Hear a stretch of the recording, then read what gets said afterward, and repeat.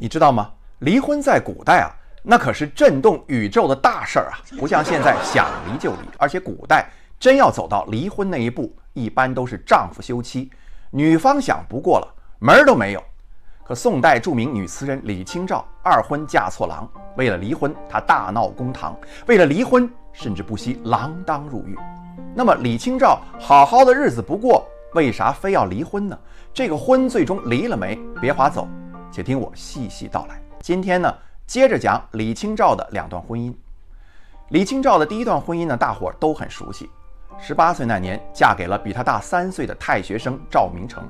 这小伙子也是一文青，别人都削尖了脑袋要当官，他却早早确定了自己的人生理想，当一名优秀的金石学家。所谓金石啊，指的是上古时代的甲骨文青铜器。偏偏咱小李姑娘看不上那些庸俗的名利男，一见小赵拍了一下大腿，得，这就是我要找的灵魂伴侣。婚后啊，两人经常在一起写诗，研究金石，没事呢在朋友圈秀恩爱。赵明诚呢虽然也做官，但只是作为生存之道，对溜须拍马那一套没兴趣。李清照也不生孩子，要知道古时候讲究不孝有三，无后为大。就算你是当世才女又怎么样？嫁了人不生孩子或生不出孩子，那绝对要被夫家休掉啊！看跟李清照差不多同时代的陆游，也娶了个出口成章的才女唐婉，还不是因为生不出孩子，被陆游的母亲一声令下，直接扫地出门。但李清照这小两口，却把每天单调乏味的婚姻生活过得跟偷情一样妙趣横生，没有重复陆游和唐婉的悲剧。有一段时间啊，赵明诚在外地做官，夫妻俩分居了一段时间，分离的时间越长，思念就越重。李清照在一个深秋写下了她的代表作《醉花阴》，其中结尾3句已成经典：莫道不销魂，帘卷西风，人比黄花瘦。然后寄给了赵明诚。丈夫收到妻子的这首词是爱不释手啊，但身为丈夫又怎么可能甘居人之后呢？于是赵明诚闭门谢客3天，洋洋洒洒写了50首词。之后呢，又将这些词连同李清照寄来的那一首呢，一起拿给好友点评。不过呢，赵明诚耍了个心眼，没说《醉花阴》是夫人写的。没想到好友看完后说，只有3句最好。赵明诚急忙问哪3句，好友答：莫道不销魂，帘卷西风，人比黄花瘦。这回啊，赵明诚是输得个心服口服。然而幸福的时光总是那么短暂，不是有这么一句吗？情深不寿，越恩爱的夫妻似乎越容易遭到上天的记恨。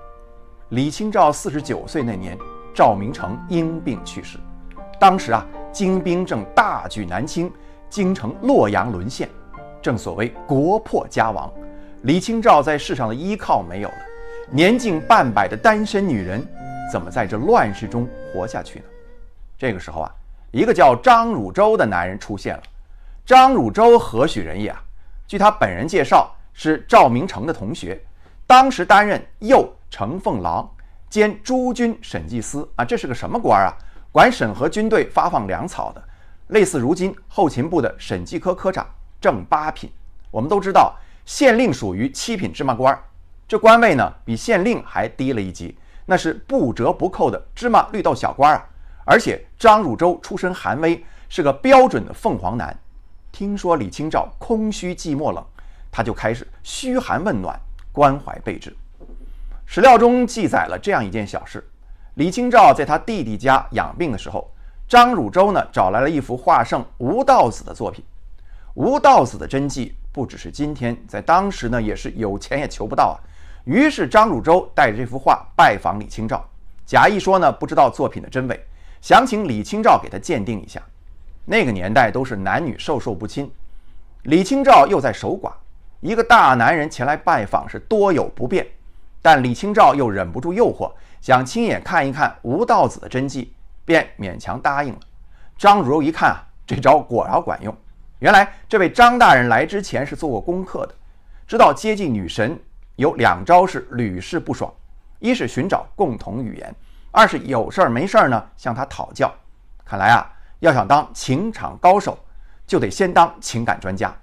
趁着这个机会呢，张汝舟便向李清照大献殷勤，还出手大方，将吴道子的这幅画作呢直接送给了他。从那以后，张汝舟更是有事儿没事儿前来拜访。拜访的理由呢，是向李清照请教关于金石方面的知识，而不是来找他赌博。虽然李清照好赌呢，也是远近闻名，但你想啊，李清照毕竟是一文化人，又是女神，你要把自己打扮成一赌徒接近人家，头一回见面就跟人说咱要不赌上一把，没准啊就被人给直接轰了出去。所以在追求李清照方面，张汝舟还是下了一番功夫的。而且这位张大人嘴巴上也很有一套，经常呢对李清照说什么我是读着你的词开始发育的。整个宋代文坛啊，一帮大小文人词加起来都比不上你的一首清新动人。人性都有弱点，都爱听好话，李清照也不例外。迷魂汤灌多了，李清照反倒认为呢张汝舟人很上进，很好学，也很谦虚，也就慢慢放下了戒心。李清照虽然在词坛早就是大咖级人物了，但赵明诚死后，他老无所依，便跟着弟弟李航一起生活，这也算是寄人篱下。对于个性一向高傲的李清照来说，还真有点憋屈。而且身处乱世，在颠沛流离、朝不保夕的日子里，哪怕来自他人的一点关怀，也足以让李清照感受到一丝温暖。不久之后，张汝舟派人来说媒，信誓旦旦地向他许诺，我会照顾你的下半生。然后活了半辈子的李清照，顶着世俗的压力，也不怕别人指责他晚节不保，毅然决然地二婚了。可谁曾想到，李清照这回真的是遇人不淑，年近半百却被骗婚了。首先我们要搞清楚一点，张汝舟为什么非要娶李清照？是图他的才，还是图他的貌，还是像粉丝追偶像那样供着？当然不是。张汝舟啊，是看上了李清照手里那些价值连城的古玩字画了，打算来个空手套白狼。婚后没几天呢，他就开始旁敲侧击：爱妻，你收藏的那些文物都从哪儿了？爱妻，听说你前夫写了一本《金石录》还没出版，手稿能不能给我看一看？这李清照也不是傻子，很快就发现，在张汝舟甜言蜜语的外表下，原来是另有所图啊。根据后来李清照写给友人的信，我们才知道，张汝舟的出现是一场精心安排的阴谋。这又是怎么回事呢？原来啊，在李清照遇见张汝舟之前，当朝御医王继先曾想低价收购李清照的藏品，被他给严词拒绝了。但王继先仍然贼心不死，便串通张汝舟，要他去娶李清照，名正言顺地得到赵明诚遗留下来的古玩字画以及其他珍宝。而张汝舟之所以同意帮助王继先，是因为张汝舟之前啊侵吞军饷的丑行被王继先抓住了把柄。王继先答应呢，得到那些文物古迹后，帮助张汝舟打通关节，毁灭证据。所以张汝舟才故意接近李清照，上演了一出骗婚的丑剧。你想啊，金石录那可是前夫赵明诚一辈子的心血，李清照誓死也要保护好。至于那些古董文物，那也是他的身家财产，怎么能随随便便的交出来呢？况且他的收藏很多都在战乱中遗失了，婚前财产其实少得可怜，完全不是张汝舟那个凤凰男想象中的富婆。一来二去，李清照逐渐认清了张汝舟的真实嘴脸，对他由冷淡发展到鄙视。张汝舟呢，本来结婚啊就是冲着人家的古玩字画去的，如今看软的不行，就来硬的。他开始撕下暖男的伪装，对妻子拳脚相加，大打出手。李清照在写给友人的书信中这样写道：随似亲临，日加殴击。也就是说，婚后的日子经常挨打，遭受凌辱。如果是那种低眉顺眼的传统女性，嫁了个恶棍也就忍了，反正自己年老色衰，有男人要就不错了。李清照什么人啊？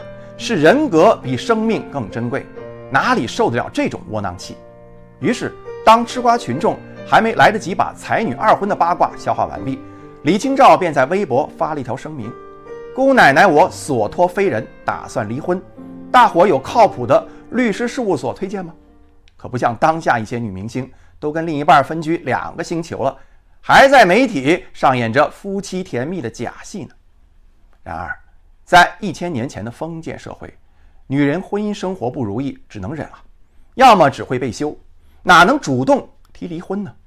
而且要想协议离婚，必须得有丈夫的签字。张汝舟听说李清照要离婚，更加穷凶极恶，要我签字没门儿，再提这事儿我继续打你。当李清照顶着黑眼圈去衙门告状，官员说这是家庭纠纷，我们管不了。还有人不咸不淡的来了这么一句：娘子啊，是不是你自己更年期脾气太大，惹你老公才打你的？这下可好，逼得李清照忍无可忍，直接改了说辞，我要揭发张汝舟当年科举作弊。这张汝舟官不大，黑料倒不少，不光贪污军饷，还科考舞弊。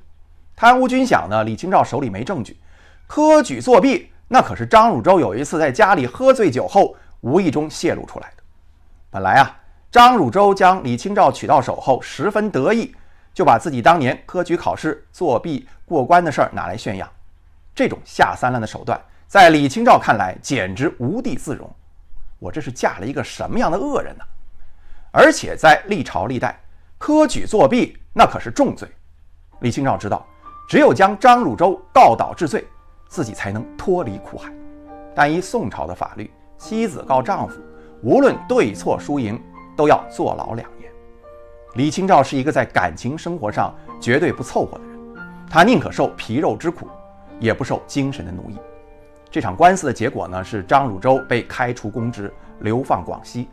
李清照呢，也顺顺利利地拿到了离婚证，然后呢，坦坦荡荡地去坐牢。我们能够想象到，李清照为了婚姻的自由，在大堂之上昂首挺胸，将纤细柔软的双手伸进枷锁中的那一瞬间。可能是李清照的名声太大，这件事一出呢，天天上热搜，朝中呢也有朋友帮忙。李清照只坐了9天的牢，便被提前释放了。虽然是仅仅才9天的牢狱生涯，却在他的心灵深处留下了重重的一道伤痕。出狱后，李清照立即给营救他的朋友写信，除了表达感激，其中呢也不乏自责和悔恨之意。责权责治，已难逃万世之极；败德败名，何以见中朝之事？李清照已经预料到这场婚姻对他的伤害，不仅仅在婚姻本身，还有舆论和道德。一直到李清照71岁在临安去世，各种非议一直伴随在他的左右。晚节不保是社会主流给李清照的定论。李清照的后半生背井离乡，颠沛流离，却没有遇到一个对的人。命运给他的好似一颗巧克力，入口甜蜜，回味苦涩。前半生和赵明诚的爱情让他活出了一个真我的风采，而后半生被骗婚，被家暴，还惨遭牢狱之灾，背上半世的骂名。可李清照内心应该不惧这些，毕竟这是一个能够3、5好友一壶老酒打个麻将的女汉子，是个能够感慨至今思项羽不肯过江东的女中豪杰，是个能够为离婚争个头破血流的独立女性。她用桀骜不驯的个性，跌宕起伏的一生，向我们诠释了何为巾帼风骨。她是前无古人后无来者的李清照。